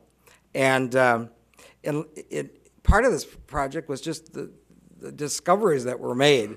The first jail which was termed the Calaboose, was in the parking lot at the mill, and that it was a Hodak farm. Farms were very close into the perimeter of the town. The Bruzek farm on the east side, of course, was an established farm, as well as, and the farmhouse was originally, I believe, behind the power plant. And then there was the Novotny farm, which was where Hartman well drilling is. And then another farm down near where the Sewell Printing company and the Times office is located. And most people lived along Main Street. They lived above their stores or behind their stores, kept their cows south of town on 4th and 5th Avenue South or Street South. And so it was a very tight and closely knit community. It was a community that celebrated.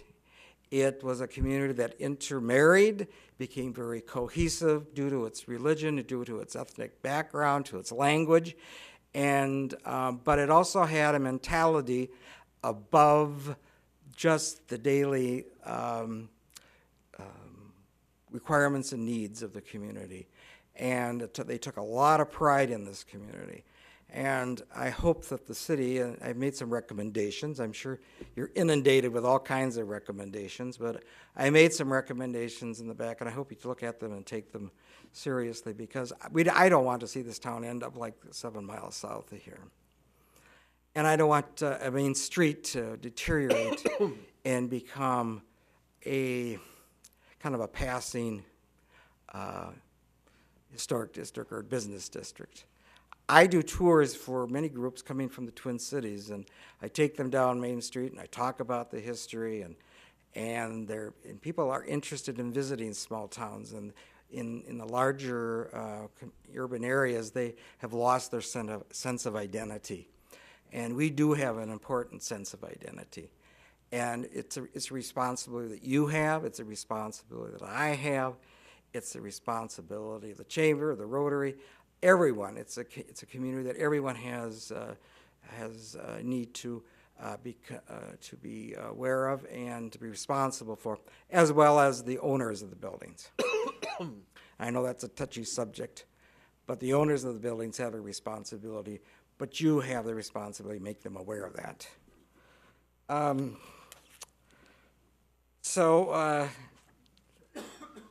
there any questions? I've kind of rambled on and on, but do you have any questions? I enjoyed the project, and I hope this is a stepping stone and a point of departure for other projects that the city can involve the Historical Society, as well as myself, and the community in developing. Buildings should be identified as walking tours. They should have plaques like many communities have done, such as Northfield and New Ulm. They've identified buildings and their historic use. Yes, when the hotel was running, we would get more outside visitors walking our streets, but I think that time will change. We can be a destination city again. Any questions? Did I cover everything? I think so. I just wanted to point out as well for those watching at home, as Dennis noted, there is a copy for public viewing at the public library. The Historical Society also has a copy. And then on the city website, if you want to go on the main page, we have a whole section on the left-hand side. Go to historical documents, and you'll find the whole document in there, as well as the predecessor document, which was the historic context study, also funded by a grant from the Arts and Cultural Heritage Fund from the Historical Society. And I just wanted to, again, note that it was a $10,000 grant. We did not have a local match, and I think we got more than our $10,000 out of Mr. Dvorak here tonight. Great document in my opinion, and like you said, I've gotten a ton of calls. Even I just kind of quietly put the document up on the website, and people have been looking at it, and I think it's a pretty neat document, personally. There are other opportunities for more grant funding for other projects, so I'm sure there'll be other things we could do, and again, there's usually no local match required, so hopefully we can do at least a walking tour and Yes. get that wrapped up. Well, I want to thank all your help, Ken, but Dennis, I do recall when we awarded you the bid, I knew with your passion that you had for the city for New Prague that we were going to get a product that is amazing, and what I've read so far and looked at it, it is. And I want to really personally thank you because, you know, I have, my roots are here, so I'm very proud of what you did, and it's going to be a great stepping stone to a good foundation to build on. And so I want to thank you very much. Well, thank you. I enjoyed it, and I appreciate the time you've taken to hear me out. And again, if I can be any assistance in the future, please call upon me. Look forward to it. Will do. I concur with the mayor, and I think it's a priceless product that we have now. And my family, we stayed up late. We should have been in bed, but we had to read through it and look at all the pictures, so we enjoyed it. Thank you. Very welcome. We have a large archive of photographs in the Minnesota Digital Library, which is called Minnesota Reflections. And I did the background on 65 photographs. That's for anyone around the world to look at.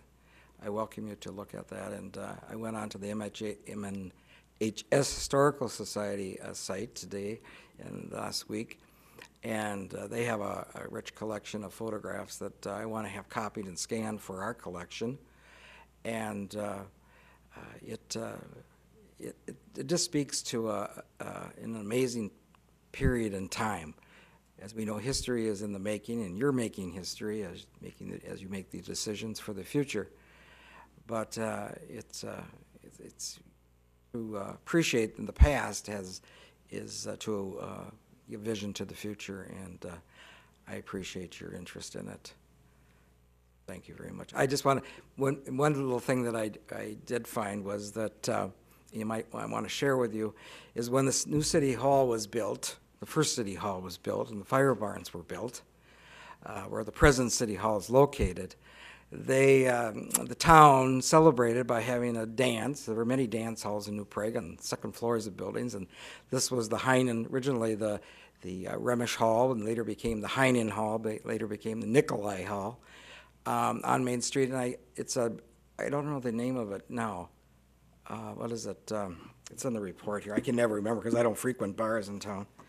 So, well, I'm sure I could help you with that. I used to go. Well, the old Red Lion is the best way I can describe. Oh, Paulie's Pub. Paulie's Pub. Yeah. So the town celebrated having a big dance and dinner on the second floor of that building. Then they marched with the band, with the brass band, to the new city hall, had its dedication, and marched back to the dance hall and danced till 4 a.m., 5 a.m. in the morning. And it is a community that has celebrated. In closing, I want to just draw your attention to page 21. Thomas Lubovny left Bohemia and came to America in 1867, and when he arrived in New Prague after walking through endless woods from Jordan, there was no church, and the rectory was like a cottage in Bohemia.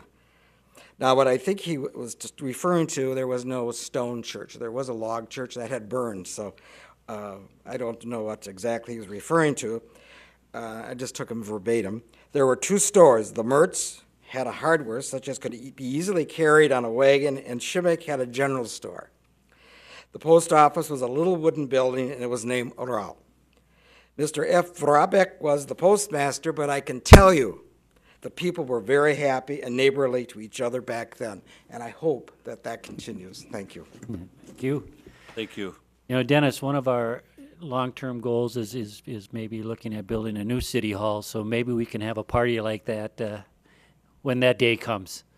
Well, I hope that the City Hall continues standing, and in this contemporary and disposable society of ours, we need to be mindful of the fact that we need to retain some identity. And I was discussing this with Ken, that it makes me a little uneasy when they hear a tear down. But I think that the City Hall has opportunity for expansion to the west and replacing the garages and so on. This is a European tradition. You visit any European city, this town hall or the City Hall is the center of the community. I addressed this issue with the post office community and started wrangling with them about a different location, making it more accessible and more safe to access. And this for a community, it's the town and the City Hall is a symbol, and it is, when you look at it as being a project during the era of the Depression, it was a notable achievement. And this community has always risen to that, and we see that through our schools and through our parks and through our creation in our homes. And when as I said, when I take bus tours, I get oohs and ahs as they drive through the community. I take them into the residential areas, both old and new, and illustrate how even though the buildings and the homes are old, they're maintained. There's a sense of pride in this community. And as long as I live here, I hope to see that element continue. So I would like to be involved in it. I haven't been a resident in the perimeter of New Prague since we moved to the country in 1974. We're no longer part of the country, I suppose. But nevertheless, I caution you about destroying the building. So hopefully it can be incorporated and improved upon. Thank you. Thank you. Thanks, Dennis. Didn't get a chance to get your copies bound. If you want to put your name on it, Hole punch mine. okay, if you haven't already 3-hole punched them, or are they all 3-hole punched? No, No. we're not. If you would like, if you'll put your name on them and hand them back, we'll get them bound for you so that, keep it together that way. So, Present this to the city. Best wishes. Thank Thank you you, very Dennis. much. Thank you. yeah, if you just put your name on, we'll get it bound and back to you. Very inspirational, Dennis. Thank you.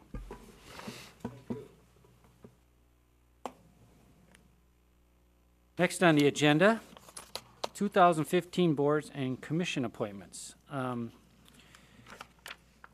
The first thing I would like to do is appoint Sean Ryan to replace Pat Scripture on the Gulf Board and the Joint Powers Board. I guess I'll make a motion to have Sean take over those two posts. Second. Second by Mark Bartuszczyk. There's no other discussion. All in favor, say aye. Aye. Aye. Any opposition? Okay, Sean, you got golf again. Okay. We'll keep him off Cedar Lake for a while.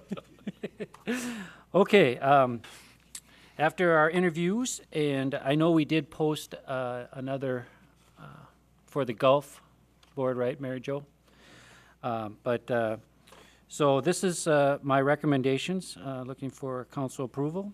For the EDA, Jason Burma. For the Gulf Board, we're going to appoint Tom Mock to replace himself, and Jason Ashley to replace Scott Johnson. And then we will have to see how the next round of people to fill the one more full term and then one part term for Stacy Whitty. On the Park Board, I'm recommending Maggie Bass and Terry Murtaugh. The Park Board Youth, recommending Julia Bartuszczyk. Utility Commission, Paul Bush. And Planning Commission, Matthew Golday.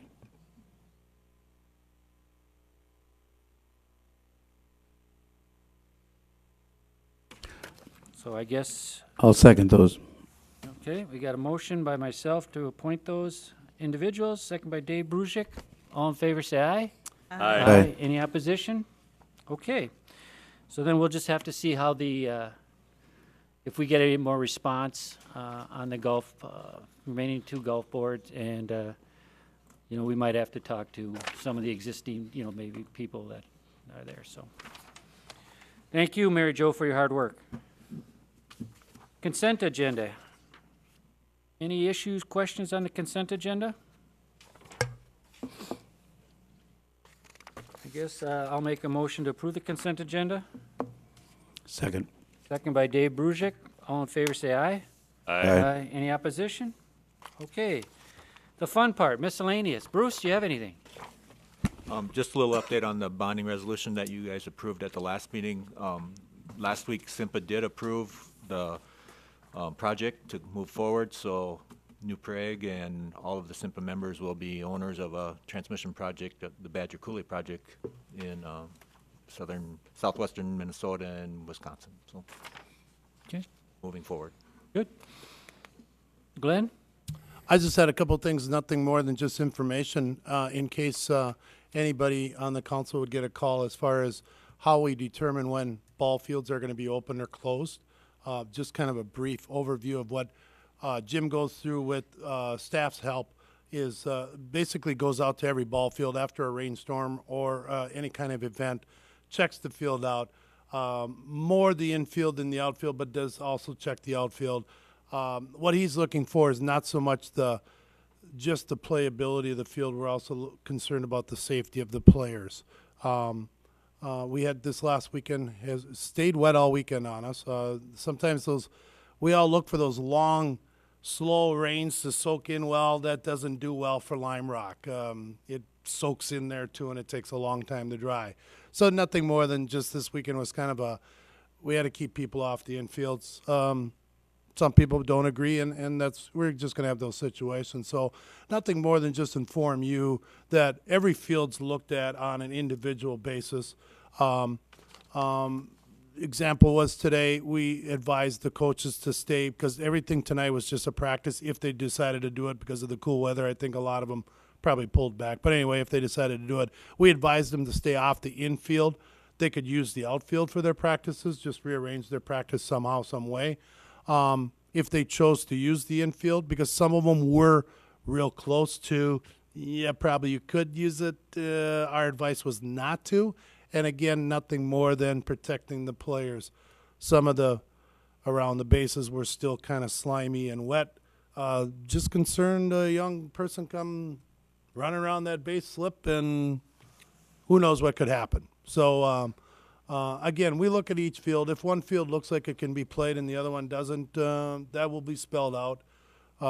Talked to Ken this morning, and past history has always been that the decision's made at noon or right after noon, and all the coaches get an email. We're also going to start putting it onto the city's website, the same decision, whatever's been decided. So nothing more than just information. If anybody questions you, why, how is it decided, things like that, that's what we do. We'll look at each one. And if that one's okay to play on, but that one's not, we'll go that route. I mean, our objective is not to keep anybody off the fields, but we do want to keep people safe. So nothing more than information for you. Also, the 2015 CIP is going along pretty well. This week, they're starting on the sewer spot repairs, starting on 6th Avenue, going down to 5th Avenue. Again, doing the spot repairs. They're planning on starting to reclaim the asphalt the end of this week, first part of next week, again, depending on Mother Nature. But other than that, it's going pretty well. They got a lot of the spot repairs done on the water main. Going to be starting water main on 5th Avenue. So, good crew to work with. They've been very cooperative and easy to work with. So, okay. That's all I got. Good. Ken? Quick update on the industrial park. SEH actually has been, as of last week, was doing data collection out in the field. So if you happen to see any survey type crews out there, they're getting all the elevation data and property corners and all that. Again, we already had a boundary survey done, but getting that detailed information. So preparing for that preliminary plat. To come up here in July, we'll have that reviewed by the Planning Commission. So a lot of work going to it prior to that. So just adds up if you see anybody out there, that's our crew doing that. So. Okay, good. Jim?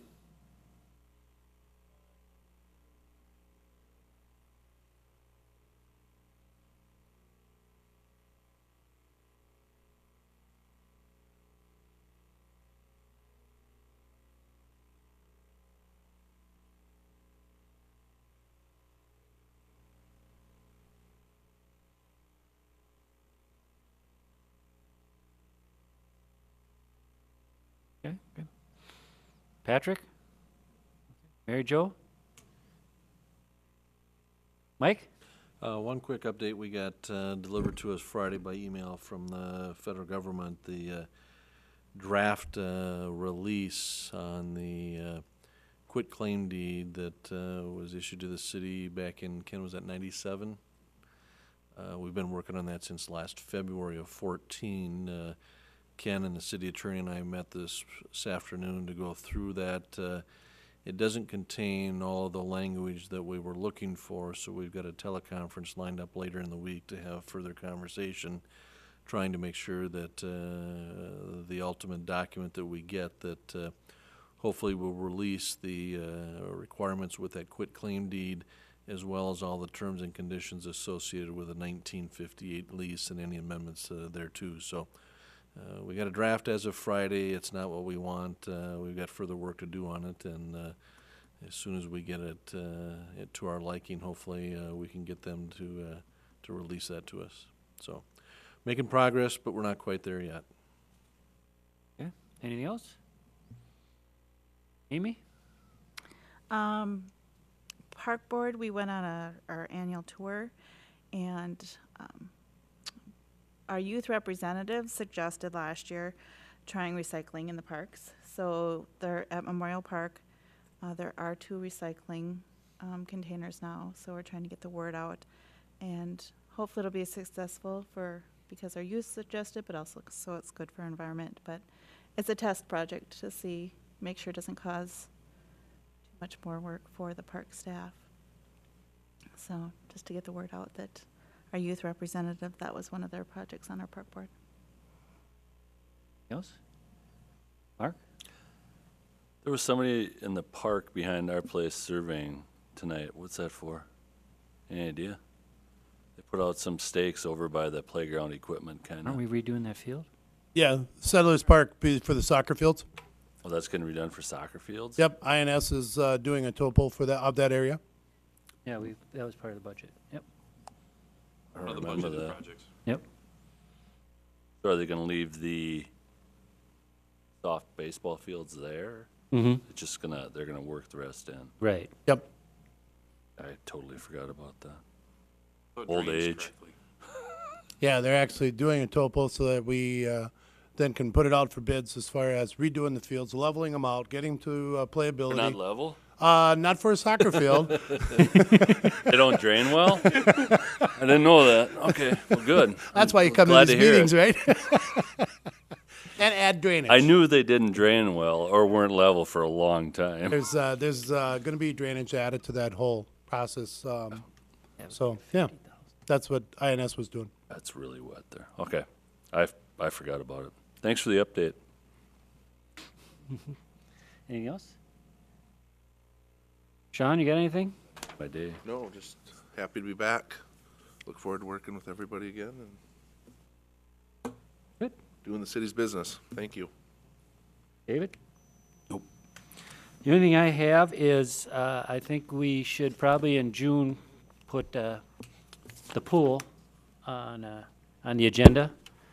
Obviously, we're all aware that the referendum did go through. So there will be a new pool. I had lunch with Tim Dittburner on Friday, and right now his timing is probably that will be up and operational probably December of 2016 is his best guess right now. 16? Yeah. Yeah, it's 15 now. Yeah. Next December. That's just different than what I had heard. Oh yeah, what'd you hear? It was the fall of 17. The pool? Yes. Oh no, I know at one time Brad wanted to get it done, the pool done before the swimming season. But if you had lunch, I have no reason to. Yeah, no, that's my I just because conversation that was my question, because I think that's something we'll have to address, because obviously we know the shape the current pool is in, you know what we need to do, but maybe before we should probably put it on the agenda in the next meeting. And Ken, if you can kind of get from community ed, if we pulled swimming lessons and lap swimming out of that pool, is there any way to figure out how much usage it really gets? I guess not. We've only done the actual tracking of that in 2010 when they had a aquatic management intern there. Okay. And Do we sell memberships? we sell memberships and we sell punch cards, or Okay. they do, actually, the school does. And there's daily admission as well. I think it'd be pretty comparable to what we had in 2010 Okay. if we looked back at it. Lessons have been very consistent, and I believe we didn't have the punch card back in 2010, which has taken away some of the annual memberships, but I think by and large, it should be pretty accurate data yet. Okay. It doesn't fluctuate that much. Well, I just think that we need to address it sooner than later and get it going and decide, whatever decision we decide to make on that pool, so that all parties can kind of be aware of it going forward. To that extent, Glenn, can you kind of put together what all the needs are now, dollar amount for repairing some of that, and then kind of what you see as the long-term Sure. Yeah, I can do that. Yep. needs of that place? So, current needs, which right now we feel that we have everything in place to get that pool up and running besides cleaning it and filling it, for 2015. But, long-term concerns, Yeah, Yeah. that's what I'd like to know. yeah, I can put that together. Sure. Yeah, we did Didn't we USA have something Aquatics put done just together not the very item. long ago? Yeah, it would basically would come out of aquatics Yeah. study. But Was part that of the other 2 years ago, maybe? We did that? No, it was Last 2014. spring, yeah. Last spring? Yeah. A year ago. But the one challenge I think that you're looking for, David, that's difficult to answer is that I think we've tried to take care of most of the pending life safety issues that allow our youth to be able to use that so that they're not stumbling or tripping or falling over concrete deficiencies. I think Glenn has tried to fix the pieces on the edge of the pool as best he can. Part of the bigger difficulties are any of the crack repairs and the leakage that we obviously have in the bottom of the pool that was identified as a major repair item. But some of the questionable items are in the back, Filter. Backwatch filter. the Yeah. filter system Right. and some of the piping and other things. It's just difficult as you take a look at some of those conditions to say absolutely when that's got to be repaired or taken care of. That in the case of, I know one of the staff members went in this year, happened to lean on one of the pieces of piping and a whole section like this kind of fell out because it was corroded and rusted and just fell apart. And there's various elbows and connections in that are somewhat in that same condition. And so other than going back to kind of that itemized list that we got from USA Aquatics that had a pretty good identification of most of the features, some of the other elements are really kind of day-to-day, and that, there's no way to predict when some of those things might actually break or go out of usage, in the sense that we might not have to deal with it, or we'd have to deal with it from a shutdown perspective. So some of those things are unknown, but we can get you most of the cost elements and features from that USA Aquatics report. Yeah, I guess what I'm kind of interested in is knowing some of those unknowns, because if we wind up doing something like shutting that whole operation down, no doubt we're going to get some hot comments from some of the townspeople as to, well, you should never have done that. And if we have those kinds of things where, pipes collapse on us, or sooner or later we got to do some major repairs, that gives us good reasons why we can't afford to.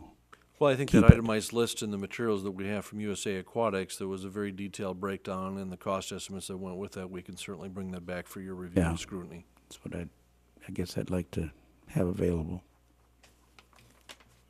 Okay, that's the only thing I had. I just want to make sure that we keep that in the forefront, so. Nothing else? If not, I guess I'll make a motion to adjourn. Second. Second by Mark Bartuszczyk. All in favor, say aye. Aye. Aye. Any opposition? Okay, we're out of here. Thank you, everyone.